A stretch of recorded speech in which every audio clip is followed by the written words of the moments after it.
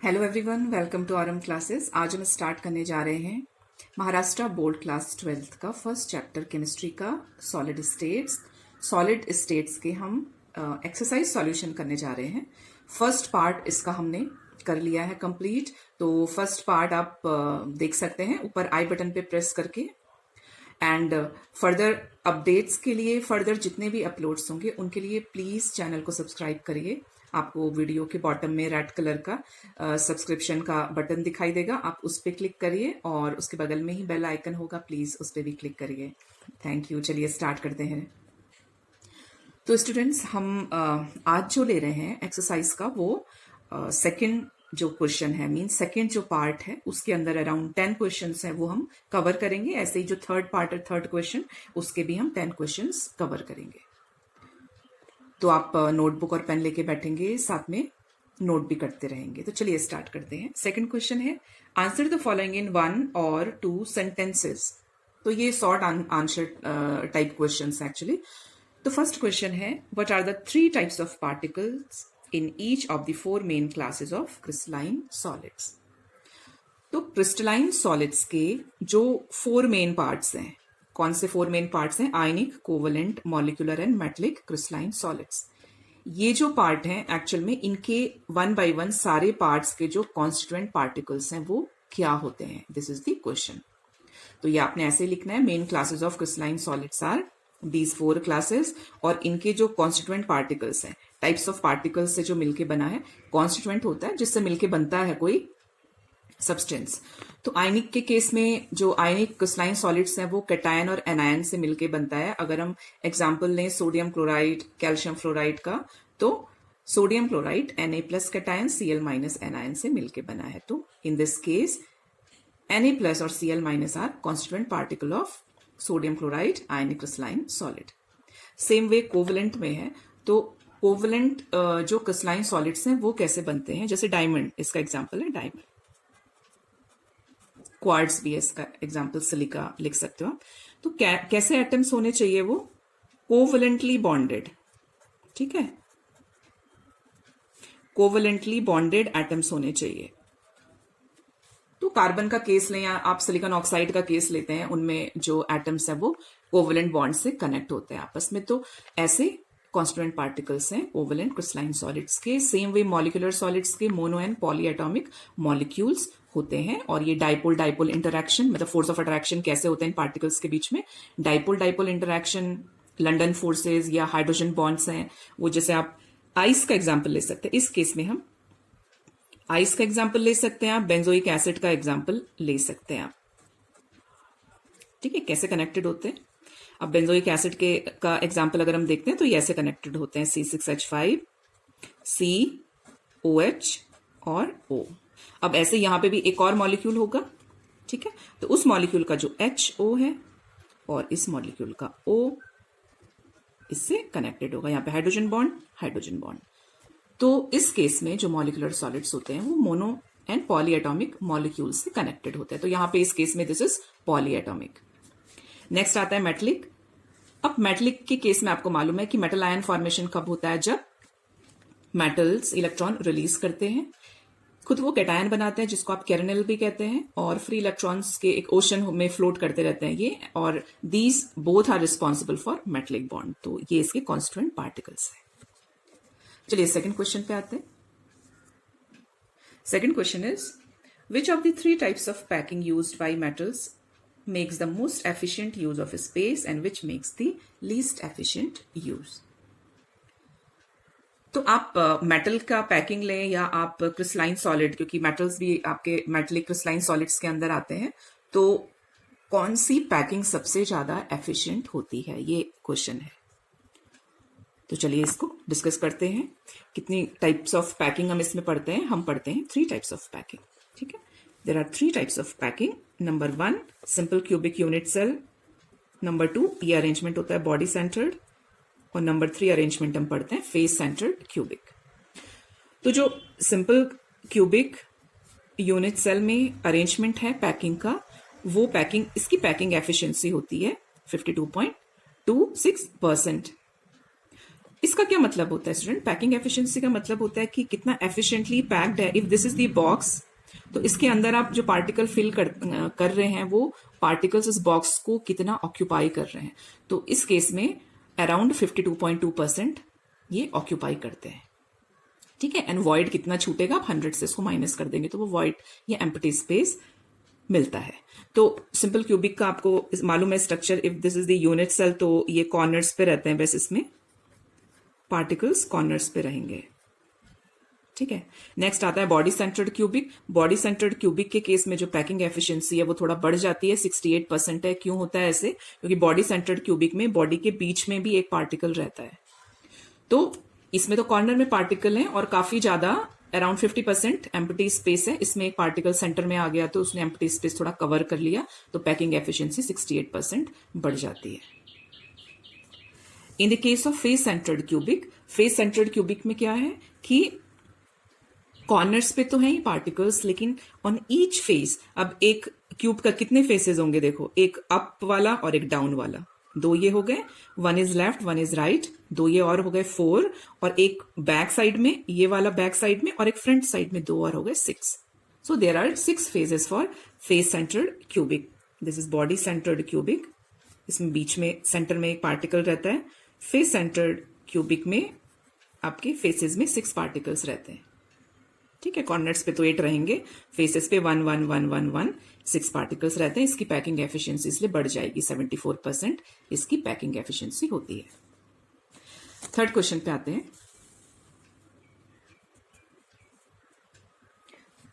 Third question is the following pictures show population of bands of materials having different electrical properties, classify them as insulator, semiconductor और a metal।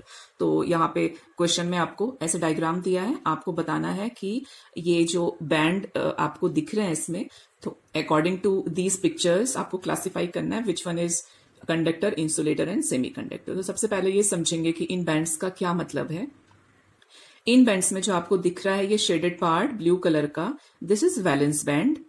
Valence band क्या होते हैं students? Valence band होते हैं actual में atom के अंदर जिस एरिया में इलेक्ट्रॉन्स रहते हैं, मींस वैलेंस इलेक्ट्रॉन की बात कर रहे हैं, आउटर मोस्ट शेल इलेक्ट्रॉन्स वो रहते हैं।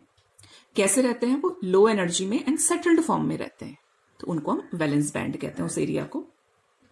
उसके बाद एक इमेजिनरी बैंड होता है जिसको हम कंडक्शन बैंड कहते हैं। तो कंडक्शन बैंड का मतलब कि अगर ये वैलेंस बैंड के इलेक्ट्रॉन्स एनर्जी गेन करते हैं तो ये कहाँ जाएंगे? किसी एरिया में जाएंगे ना। तो अपनी कन्वीनियंस, स्टडी के कन्वीनियंस के लिए हम उसको इमेजिन करते हैं कि एक अपर लेवल चले जाएंगे, तो अपर लेवल हम इसको कंडक्शन बैंड कहते हैं। इनका डिटेल हम आगे क्वेश्चन में पढ़ने वाले हैं। इनके बीच का जो डिफरेंस होता है वो ही इन पार्टिकल्स को इन मटेरियल को डिफरेंशिएट करता है। कैसे डिफरेंशिएट करता है चलिए देखते हैं। मेटल्स के केस में मेटल्स आर कंडक्टर। मेटल्स के केस में जो वैलेंस बैंड और कंडक्शन बैंड होगा उनके बीच में गैप नहीं होता है, वो कनेक्टेड रहते हैं। इसलिए मेटल्स को थोड़ा सा भी आप इलेक्ट्रिक करंट आप प्रोवाइड करते हैं या थोड़ा सा हीट प्रोवाइड करते हैं तो वो कंडक्ट कर देता है इजिली। अब आता है इंसुलेटर्स। इंसुलेटर्स के बीच में आप देख रहे हो यहाँ पे बहुत ज्यादा गैप है, द गैप इज लार्ज। तो बिकॉज ऑफ दैट अगर आप इसको कुछ एनर्जी मिलती भी है इसके इलेक्ट्रॉन्स को तो ये जंप करके ऊपर नहीं जा पाते because gap is huge. In case of semiconductor the gap is moderate, ठीक ठीक होता है। मतलब अगर आप चाहो तो आप उसको कंडक्टर बना सकते हो, और अगर आप नहीं चाहो सेमीकंडक्टर्स तो इंसुलेटर्स की तरह एक्ट करते हैं। तो इसलिए सेमीकंडक्टर्स का बहुत एप्लीकेशन है, क्योंकि हम इसको अपने यूज के अकॉर्डिंग, हमको कैसा चाहिए हम उसके अकॉर्डिंग इसको चेंज कर सकते हैं इन insulator and conductor. Fourth question पे आते हैं। What is the unit cell? Unit cell is smallest repeating structural unit. किसी क्रिस्टलाइन सॉलिड का जो स्ट्रक्चर है उसकी स्मॉलेस्ट यूनिट होती है यूनिट सेल। तो जैसे हमने अभी ऊपर देखा है, ऐसे अगर फेस सेंटर्ड क्यूबिक की एफसीसी की बात करते हैं तो this is the smallest structural unit. अब ऐसी ही बहुत सारी यूनिट को रिपीट करके पूरा क्रिस्टल सिस्टम बनेगा।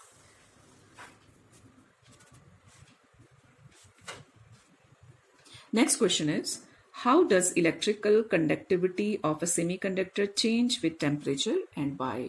तो ये एक इंपॉर्टेंट क्वेश्चन है स्टूडेंट्स, आप मार्क करेंगे। क्वेश्चन में आपसे पूछ रहे हैं कि सेमीकंडक्टर की जो इलेक्ट्रिकल कंडक्टिविटी होती है वो टेम्परेचर के साथ कैसे चेंज होती है। आपके कंडक्टर्स की तो आपको मालूम है कि कंडक्टर्स, अगर एक आप मेटल रॉड लें, उसके थ्रू अगर आप करंट या आप उसके थ्रू कंडक्शन करवा रहे हैं, तो अगर आप उसको टेम्परेचर देते हैं, मतलब कंडक्टर्स को अगर आप टेम्परेचर देते हैं, तो उनके फ्लो ऑफ इलेक्ट्रॉन को डिस्टर्बेंस होता है। तो because of that conductors temperature increase करने पे उनकी कंडक्टिविटी डिक्रीज होती है। लेकिन सेमीकंडक्टर के साथ बिल्कुल ऐसा नहीं है, एकदम ऑपोजिट केस होता है। और क्यों होता है? वन लाइन में बोले तो सेमीकंडक्टर्स को अगर आप टेम्परेचर देते हैं तो उनकी कंडक्टिविटी इंक्रीज होगी। करेक्ट? क्यों होती है? Number of electrons with sufficient energy get promoted to the conduction band increases as temperature rises. आप ऐसे कंडक्शन बैंड भी बना सकते हैं। अगर क्वेश्चन 2 या 3 मार्क्स का आता है, आप बता सकते हैं कि अगर टेम्परेचर, अब दिस इज वैलेंस बैंड, यहां पे इलेक्ट्रॉन्स हैं, ठीक है। तो अगर आप टेम्परेचर देते हो तो ये इलेक्ट्रॉन एनर्जी गेन करके इजिली कंडक्शन बैंड में जाएंगे और कंडक्टिविटी इंक्रीज होगी। At higher temperature there are more mobile electrons in conduction band and more vacancies in valence band. तो अगर आप टेम्परेचर देते हैं तो कंडक्शन, ये इलेक्ट्रॉन जंप करके कंडक्शन बैंड में जाएंगे, ये कंडक्ट करेंगे करंट को या थर्मल कंडक्टिविटी शो करेंगे, और ये यहां पे क्योंकि एनर्जी है इन इलेक्ट्रॉन के पास यहां पे, तो ये ज्यादा मोबाइल भी रहेंगे, अच्छे से जल्दी जल्दी करंट को कैरी करेंगे। Now sixth question, the picture represents bonds of molecular orbitals of silicon, label valence band, conduction band and band gap। तो ये सिलिकॉन का सेमीकंडक्टर के बैंड्स इन्होंने शो करने को क्वेश्चन में बताया। तो आपको क्या करना है? आपको ऐसी बैंड्स बनाने हैं और आपको शो करना है कि दिस इज वैलेंस बैंड, ये बैंड गैप है, and this is conduction band. हम ये बैंड गैप को मॉडरेट क्यों रख रहे हैं बीच भी, मतलब इसको ज्यादा क्यों नहीं बना रहे हैं गैप को? क्योंकि अगर आप ये गैप ज्यादा बनाएंगे तो वो पिक्चर रिप्रेजेंट करेगी इंसुलेटर्स को। हमको सेमीकंडक्टर सिलिकॉन का एग्जांपल रिप्रेजेंट करने को बोला है, then you will make this gap narrower. Okay, तो ये रिप्रेजेंटेशन है इसका। नेक्स्ट क्वेश्चन है 7th question, a solid is hard, brittle and electrically non conductor. Its melt मतलब मॉल्टन स्टेज में conducts electricity, what type of solid it is. तो ये आप वैसे भी याद रखेंगे, this is example of ionic solids. जितने भी आयनिक सॉलिड्स होते हैं वो अपनी सॉलिड स्टेट में कंडक्ट नहीं करते हैं इलेक्ट्रिसिटी, ये आप याद रखेंगे। अगर या तो आप उनको डिसॉल्व करना पड़ेगा वाटर में, जब वो आयनिक फॉर्म में आएंगे तब वो कंडक्ट करेंगे, और अगर वो मॉल्टन फॉर्म में है तब वो कंडक्ट करेंगे, सॉलिड फॉर्म में नहीं करेंगे। चलिए नेक्स्ट क्वेश्चन, 8th क्वेश्चन है, mention 2 properties that are common to both HCP and CCP lattices. तो स्टूडेंट्स ये आपको याद रखना है, ये इंपॉर्टेंट भी है, मार्क कर रही हूं मैं, ठीक है। वैसे भी न्यूमेरिकल्स में भी जहां जहां पे HCP और CCP आएगा आप उसको FCC ही कंसीडर करेंगे। FCC के अकॉर्डिंग आप नंबर ऑफ एटम्स उसमें कंसीडर करेंगे। तो हमने FCC में क्या पढ़ा है? पैकिंग फैक्टर, पैकिंग एफिशिएंसी कितनी थी? 74%। CCP को ही FCC कहते हैं, और जो HCP है उसका और FCC का पैकिंग फैक्टर 74% होता है। तो in general HCP, CCP and FCC face centred cubic and ये हेक्सागोनल क्यूबिक पैकिंग, ठीक है, एंड आपके क्लोज क्यूबिक पैकिंग, ये सब एक ही पैटर्न को रिप्रेजेंट करते हैं। तो आपको बस ये याद रखना है कि कोऑर्डिनेशन नंबर होता है 12, मतलब 12 एटम से 12 पार्टिकल से सराउंडेड होगा इसमें एक पार्टिकल, और पैकिंग एफिशिएंसी 74% होगी जैसे FCC की होती है। चलिए नेक्स्ट क्वेश्चन है 9th question, mention 9th question है, स्केच अ टेट्राहेड्रल वॉइड। तो टेट्राहेड्रल वॉइड कैसे बनता है ये देखते हैं। इसमें टेट्राहेड्रल वॉइड्स बनता है जब पार्टिकल्स का ऐसा अरेंजमेंट रहता है, मतलब जो एक ऊपर की 1D में जो लेयर है पार्टिकल्स की, ऐसे बताती हूं यहां पे, अगर 1D में ऐसे लेयर है पार्टिकल्स की, तो एक पॉसिबिलिटी होती है कि आप जो सेकंड 2D जो आप लेयर बनाओ वो ऐसे बनाओ, ऐसे बनाते हैं ना, स्क्वायर क्लोज पैकिंग मिलती है हमको, ऐसे बनाते हैं। तो इसमें अगर आप ये सेंटर इसको देखो तो ये पार्टिकल किससे कनेक्टेड है, एक इससे कनेक्टेड है, इससे कनेक्टेड है, इससे कनेक्टेड है, इससे कनेक्टेड है, और इसको हम कहते थे स्क्वायर क्लोज पैकिंग। ठीक है, तो ये ऐसा अरेंजमेंट तो नहीं है। कैसा अरेंजमेंट है? अगर आप 1D में पार्टिकल्स को ऐसे अरेंज करें और 2D में, अब यहां पे आप देख रहे हो ना, ये जो टाइप ऑफ लेयर है, ये लेयर भी उसी टाइप की है, ये लेयर भी इसी टाइप की है। लेकिन अगर आप 2D में एक लेयर ऐसी लेते हैं और जो सेकंड आप 2D में लगाने वाले हैं वो इसके डिप्रेशन पे लगाते हैं, यहां पे लगाते हैं ऐसे। ठीक है, तो इससे डिफरेंट अरेंजमेंट मिल रहा है ना आपको। तो वैसे भी हेक्सागोनल पैटर्न मिलता है आपको। चलिए देख लेते हैं यहाँ पे कैसे इसको इसके डिप्रेशन में लगाते हैं, ऐसे ऐसे। तो यहाँ पे आप कोई भी पार्टिकल लेंगे, ये वाला पार्टिकल अगर आप लेते हैं, देखो ये वाला, तो इस केस में क्या हुआ था, इस केस में यहाँ पार्टिकल ऐसे हेक्सागोनल सॉरी ये स्क्वायर प्लेनर मिला था आपको।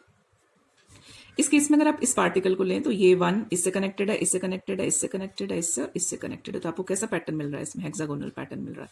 तो अगर ये वाला अरेंजमेंट होता है पार्टिकल्स का तो हमको 1 2 ऐसे इसके डिप्रेशन में फिट है ये वाला बॉल, ये वाली पार्टिकल।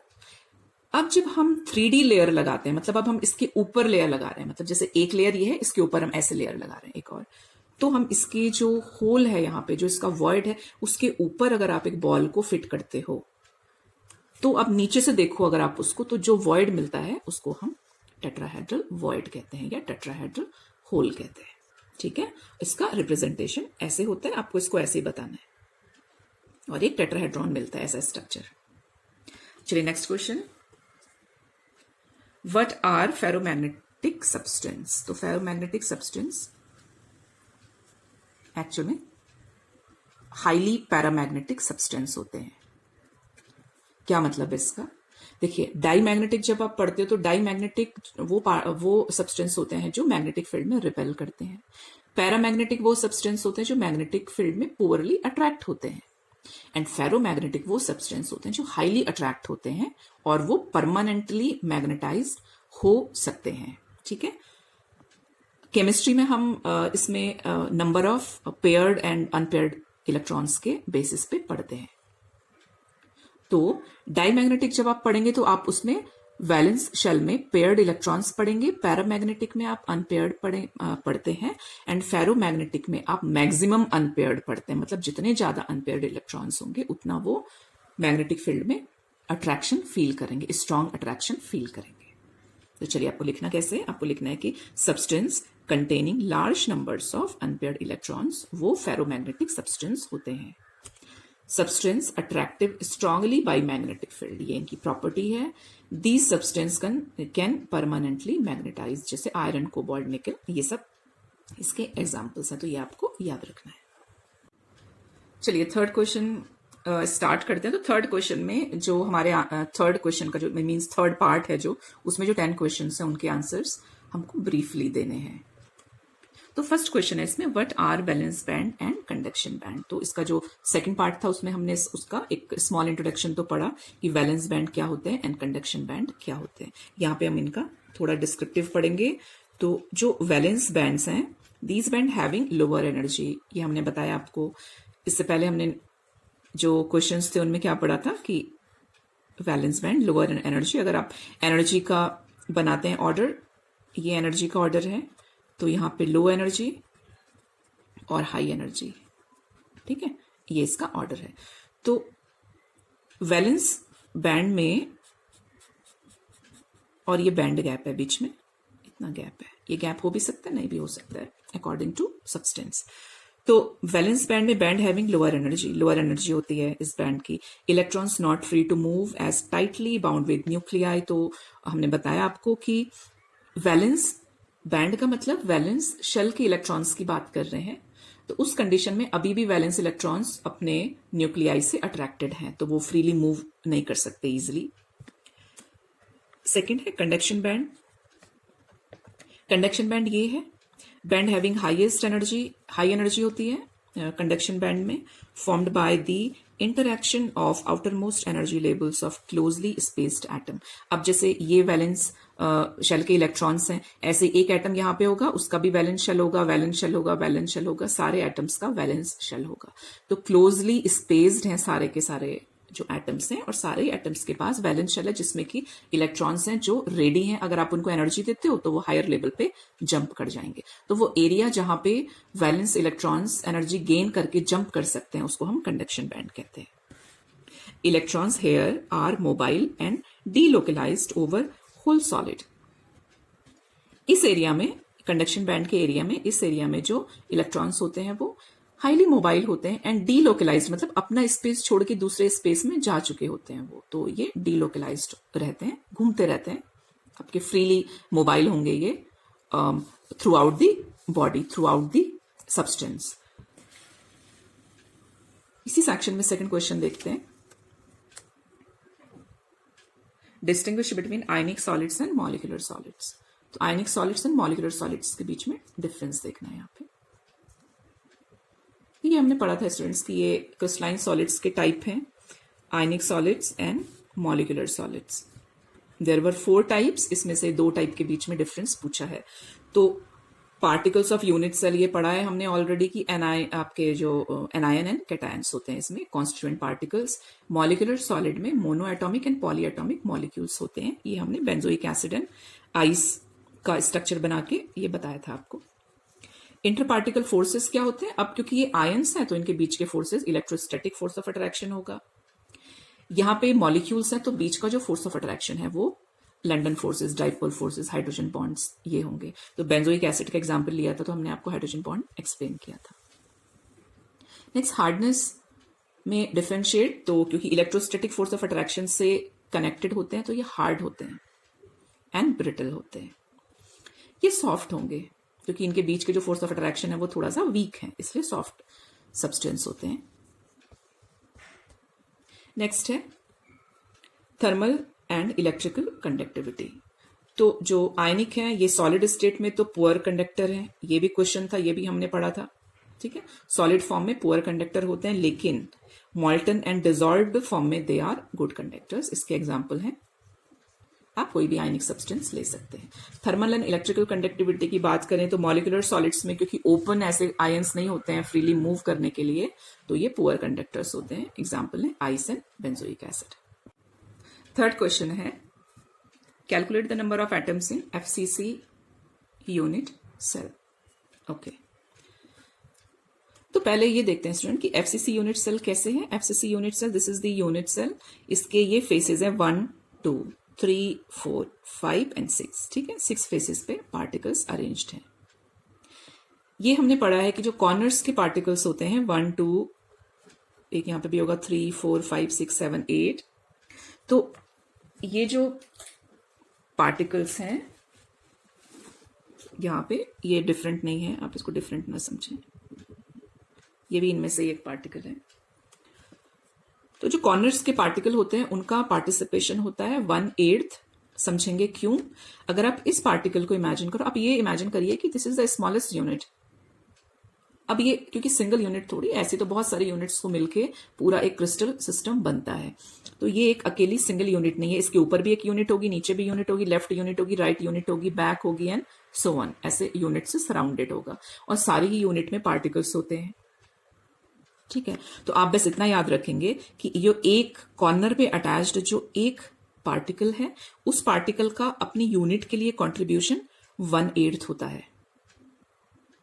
7 पार्ट वो किससे कंट्रीब्यूट कर रहा है? बाहर के पार्टिकल से कंट्रीब्यूट कर रहा है। मींस 8 में से 7 पार्ट्स वो बाहर के पार्टिकल्स के लिए कंट्रीब्यूट करता है, बस 1/8 अपने लिए कंट्रीब्यूट करता है। कॉर्नर वाले पार्टिकल की बात कर रहे हैं। ऐसे ही जो फेस वाले पार्टिकल होते हैं, तो फेस वाले पार्टिकल हाफ कंट्रीब्यूट करते हैं, हाफ वो बाहर। अब जैसे ये वाला फेस है, ये वाला फेस आप इमेजिन करिए, तो इस फेस से अटैच्ड ये बगल में भी एक यूनिट सेल होगी, नेबरिंग, ये नेबरिंग यूनिट सेल भी इससे अटैच रहेगी। तो इसका जो हाफ है वो हाफ अपने एडजेसेंट यूनिट सेल से शेयर करेगा, तो इसके लिए जो बचेगा वो हाफ बचेगा। इसका मतलब फेस पे जो एक पार्टिकल है वो हाफ कंट्रीब्यूट करता है अंदर अपनी यूनिट सेल के लिए, और उसके अकॉर्डिंग फिर हमको कैलकुलेशन करना होता है। तो चलिए स्टार्ट करते हैं।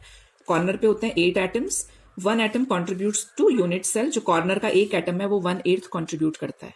इसका मतलब 8 एटम्स जो कॉर्नर पे है कितना कंट्रीब्यूट करेंगे? 1/8 into 8 is equal to 1 atom contribute करेंगे। अब अगर हम फेसेस की बात करते हैं तो फेसेस पे 6 एटम्स होते हैं। एक एटम कंट्रीब्यूट करता है यूनिट सेल को हाफ।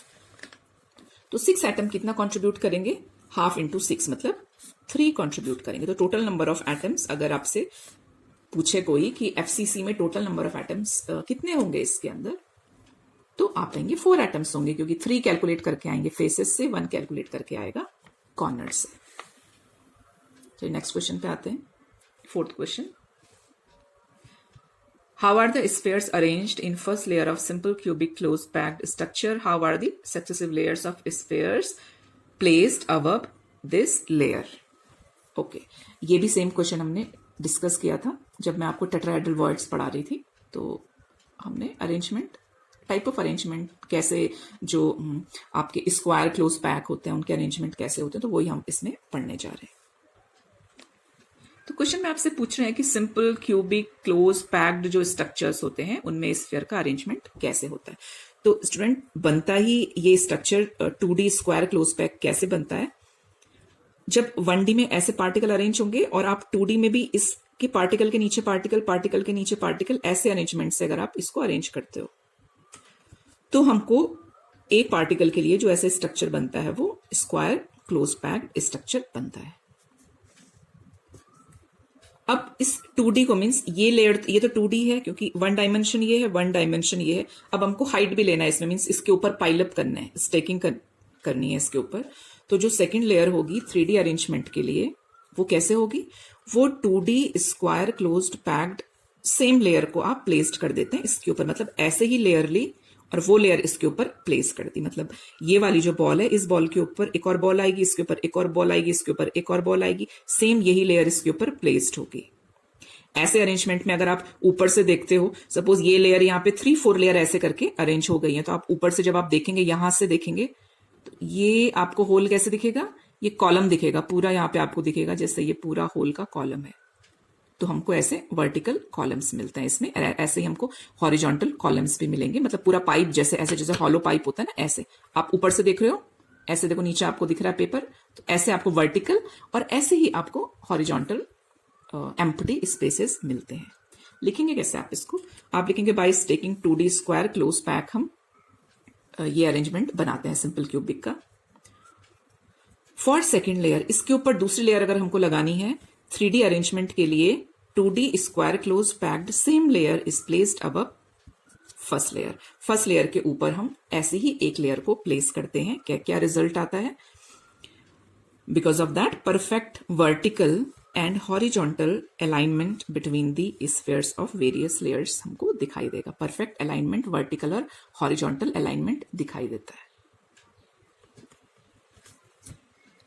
चलिए फिफ्थ क्वेश्चन पे आते हैं। Calculate the packing efficiency of metal crystal that है सिंपल क्यूबिक स्ट्रक्चर में आपको पैकिंग एफिशिएंसी कैलकुलेट करनी है। Again this is important, mark करेंगे। तो स्टूडेंट, पैकिंग एफिशिएंसी से कैलकुलेट करने के लिए आप बस कुछ स्टेप्स को ध्यान में रखिए और वो हो जाता है। तो सबसे पहले हम रेडियस कैलकुलेट करते हैं स्फीयर का। यहाँ पे हम इसका सिंपल एक फेस को रिप्रेजेंट कर रहे हैं सिंपल क्यूबिक के। एक पार्टिकल से लेके दूसरे पार्टिकल तक के जो बीच का डिस्टेंस है उसको हम एज लेंथ कहते हैं। ए स्मॉल ए से डिनोट करते हैं। ए हमको कब मिलेगा, जब हम दो रेडियस को ऐड करेंगे, मतलब यहां से लेकर यहां तक का जो डिस्टेंस है, तो ए इज इक्वल टू 2r होगा। तो फर्स्ट स्टेप में हमको रेडियस ऑफ स्फीयर कैलकुलेट करना है। ए इज इक्वल टू 2r, तो r is equal to a divided by 2। Next step में आप वॉल्यूम ऑफ स्फीयर कैलकुलेट करेंगे। वॉल्यूम ऑफ स्फीयर में एक, क्योंकि ये स्फेरिकल हम इसको इमेजिन करते हैं पार्टिकल को, तो स्फीयर का वॉल्यूम होता है 4/3 पाई आर क्यूब। ठीक है, यहाँ पे r का वैल्यू सब्स्टिट्यूट कर लेंगे इक्वेशन 1 से, तो a डिवाइडेड बाई 2 का क्यूब होगा, और ये कैलकुलेट करके हमको पाई a क्यूब डिवाइडेड बाई 6 मिल जाता है यहाँ पे। थर्ड स्टेप में हम टोटल वॉल्यूम देखते हैं। यहाँ पे थर्ड स्टेप में क्या करते हैं, टोटल वॉल्यूम। टोटल वॉल्यूम तब हम ज्यादा इफेक्टिव होते हैं जब हम एफसीसी या बीसीसी की पैकिंग एफिशिएंसी देखते हैं, क्योंकि यहाँ पे हमको ये जो कैलकुलेट करके आया है वॉल्यूम, अगर बीसीसी होगा तो 2 से मल्टीप्लाई करना होता है, एफसीसी होगा तो 4 से मल्टीप्लाई करना होता है। यहाँ पे क्योंकि सिंपल क्यूबिक में नंबर ऑफ पार्टिकल्स जब हम कैलकुलेट करते हैं पूरी यूनिट का, तो 1 एटम ही निकलता है। ठीक है, क्यों निकलता है वो हमने बताया ऊपर, क्योंकि कॉर्नर पे होते हैं बेस्ट पार्टिकल्स, एंड कॉर्नर के पार्टिकल्स को कैलकुलेट करते हैं 1/8 into 8 is equal to 1 atom. तो टोटल वॉल्यूम क्या होगा, क्योंकि सिंपल क्यूबिक में 1 एटम होता है, तो टोटल वॉल्यूम होगा 1 एटम इंटू जितना भी हमारा वॉल्यूम निकला था, तो सेम वही वॉल्यूम होगा। फोर्थ स्टेप आता है, फाइनल स्टेप, पैकिंग एफिशिएंसी। तो पैकिंग एफिशिएंसी कितना एफिशिएंट है, कैसे कैलकुलेट करेंगे, यूनिट सेल का जितना वॉल्यूम है उसके अंदर कितने पार्टिकल्स का वॉल्यूम रिसाइड होता है, रहता है। तो total volume of unit cell a cube होगा, क्योंकि एक एज लेंथ आपका next edge length and height, तो ए क्यूब और वॉल्यूम ऑक्यूपाइड बाय पार्टिकल्स का कितना वॉल्यूम है ये हमने ऊपर कैलकुलेट किया है, पाई ए क्यूब डिवाइडेड बाई 6 इंटू 100% निकालना है। ए क्यूब कैंसिल हो जाएगा, ये एक्सप्रेशन मिलता है हमको, इसको कैलकुलेट करेंगे तो 52.36% पैकिंग एफिशिएंसी आती है सिंपल क्यूबिक के। 6th क्वेश्चन है, what are paramagnetic substances, give examples. तो इससे पहले हमने फेरोमैग्नेटिक सब्सटेंस पढ़ा था, उसमें भी हमने बताया था कि पैरामैग्नेटिक सब्सटेंस होते हैं जिनमें अनपेयर्ड इलेक्ट्रॉन्स होते हैं लेकिन कम अनपेयर्ड इलेक्ट्रॉन्स होते हैं। तो substances with unpaired electrons are weakly attracted by magnetic field, these are paramagnetic substances. ये इसके एग्जांपल है, ऑक्सीजन, कॉपर 2+, आयरन 3+। ये जो कैलकुलेशन होता है अनपेयर्ड इलेक्ट्रॉन्स का ये, और मैग्नेटिक करेक्टर, ये हम जब हमने मॉलिक्यूलर ऑर्बिटल थ्योरी पढ़ी थी उसमें भी हम पढ़ते हैं magnetic behaviour. D block elements पढ़ेंगे उसमें भी हम मैग्नेटिक बिहेवियर पढ़ते हैं। तो पैरामैग्नेटिक इन शॉर्ट, ये अट्रैक्ट तो होते हैं मैग्नेटिक फील्ड में लेकिन वीकली अट्रैक्ट होते हैं। 7th क्वेश्चन है, what are the consequences of Schottky effect.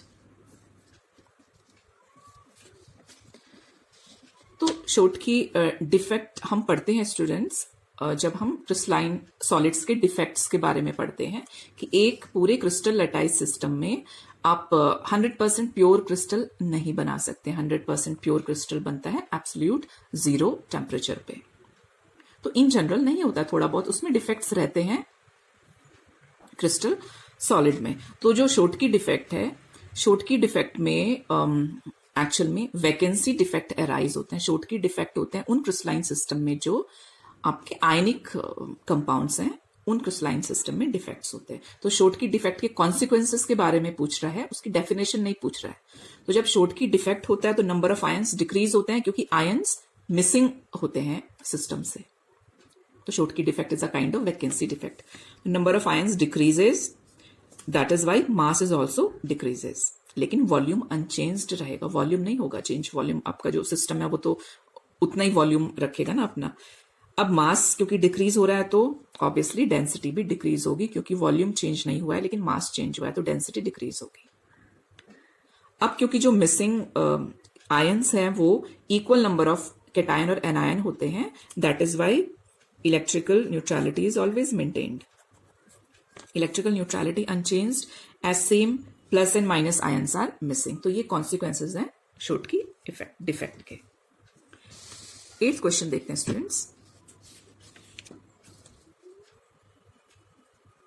8th question है, caesium chloride crystallises in cubic unit cell with chloride ions at the corners and caesium ion in the center of the cube. How many cesium chloride molecules are there in unit cell?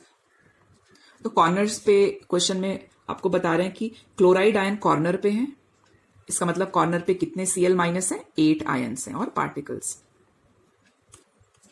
अब जो इनका contribution होता है unit cell के लिए वो 1/8 होता है जो कॉर्नर्स पे होते हैं, ये हमको मालूम है। इसका मतलब number of atom of chloride ion, अगर हम कहें कि नंबर ऑफ आयन्स तो कितने, 1 Cl-। सीजियम कैटायन क्योंकि सेंटर में है तो सेंटर में ये अपना फुल कंट्रीब्यूशन करेगा, 100% कंट्रीब्यूशन करेगा। तो एक एटम है तो इसका मतलब वो फुल आपका 1 कंट्रीब्यूट करेगा, तो जो सीजियम कैटायन है वो भी 1 रहेगा। इसका मतलब पूरी यूनिट सेल में एक Cl- आयन है और एक Cs+ आयन है, तो फॉर्मूला होगा CsCl। तो CsCl इसका फॉर्मूला, इसका मतलब कितने मॉलिक्यूल्स हैं, 1 molecule of caesium chloride in mentioned unit cell. जो भी डिस्क्रिप्शन दिया है उसके अकॉर्डिंग 1 मॉलिक्यूल होगा। 9th क्वेश्चन है, copper crystallises in FCC unit cell with edge length of 495 picometre. ये फर्स्ट पार्ट में भी था सेम क्वेश्चन MCQ में, what is the radius of copper atom. तो आप इसको भी एक तरीके से इंपॉर्टेंट कंसीडर कर सकते हैं। सिंपल सा क्वेश्चन है, तो आ सकता है ये भी। यूनिट सेल एफसीसी है, ये क्वेश्चन में आपको बताया है। एफसीसी में जो रेडियस होता है उसका फॉर्मूला ये होता है, ये आपको याद रखना है, R is equal to √2/4a। R calculate करना है, A का वैल्यू हमको दिया हुआ है पिकोमीटर, आप इसको ऐसे भी लिख सकते हैं, डायरेक्ट पिकोमीटर भी लिख सकते हैं, और कैलकुलेट करेंगे तो आपको ये मिल जाएगा कैलकुलेशन करके 175 पिकोमीटर। नेक्स्ट क्वेश्चन है 10th क्वेश्चन है, obtain the relationship between density of substance and the edge length of unit cell. तो edge length of unit cell है A, डेंसिटी है रो या D भी ले सकते हैं आप, इनके बीच क्या रिलेशनशिप है वो देखना है हमको। चलिए देखते हैं।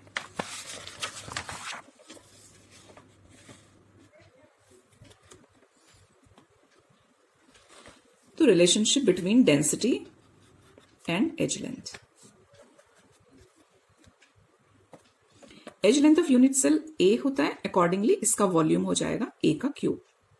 Mass of one particle m है, अगर एक यूनिट सेल में number of particles more than 1 है तो नंबर ऑफ पार्टिकल्स आप स्मॉल n भी कंसीडर कर सकते हैं, क्योंकि वो चांस होते हैं ना। अगेन एफसीसी में तो 4 एटम्स होंगे, बीसीसी में 2 एटम्स होंगे, अगर सिंपल क्यूबिक है तो 1 एटम होंगे, इसलिए यहाँ पे नंबर ऑफ पार्टिकल्स हमको लेना पड़ेगा। तो मास ऑफ यूनिट सेल कितना हो जाएगा फिर, mass into number of particles कितने हैं उसमें, वो उसका मास हो जाएगा यूनिट सेल का, ये यूनिट सेल का volume. Now we know that density is equal to, अगर डेंसिटी यूनिट सेल की निकाल रहे हैं, यूनिट सेल की density is equal to mass of unit cell divided by volume of unit cell. तो मास ऑफ यूनिट सेल है m into n divided by volume, ये expression. तो क्योंकि स्टूडेंट्स क्वेश्चन में हमको रिलेशनशिप बिटवीन डेंसिटी और edge length पूछा है, तो आप यहां तक इसको सॉल्व करेंगे, क्योंकि यही इन रिलेशन को रिप्रेजेंट कर रहा है। अगर आपको मॉलिक्यूलर मास पूछेंगे कि मॉलिक्यूलर मास का भी रिलेशन बताओ, तब आप इसके आगे भी आ सकते हैं सॉल्व करने के लिए। कैसे? तो ये सिंपल है, we know that mass divided by molecular mass is equal to होता है number of particles divided by Avogadro number. ठीक है, तो small m is equal to कितना हो जाएगा, m इधर चला जाएगा, then we will have this expression. तो ये भी आप इसको आगे कैरी। तो आज का वीडियो यहाँ पे कंप्लीट होता है स्टूडेंट्स। आई होप ये आपको हेल्पफुल होगा। इसका जो आपको फर्स्ट जो पार्ट है एक्सरसाइज का वो देखना है, तो आप आई बटन पे क्लिक करके फर्स्ट पार्ट देख सकते हैं। इसका जो नेक्स्ट पार्ट है वो उसमें सारे न्यूमेरिकल्स हैं, वो मैं जल्दी ही अपलोड करने वाली हूँ। तो ये वीडियो प्लीज़ आप अपने फ्रेंड्स के साथ शेयर करिए, मेरे चैनल को सब्सक्राइब करिए, और अगर कोई सजेशंस हैं, आपको कुछ और टाइप ऑफ क्वेश्चंस पे वीडियोस चाहिए, तो मैं इसके एमसीक्यूज भी अपलोड करने का सोच रही हूँ, लेकिन पहले सोच रही हूँ कि आपके कुछ एक्सरसाइज सॉल्यूशंस ही कंप्लीट कर दूं चैप्टर्स के, उसके बाद हम और भी बहुत सारे different type of questions upload करेंगे। Thank you.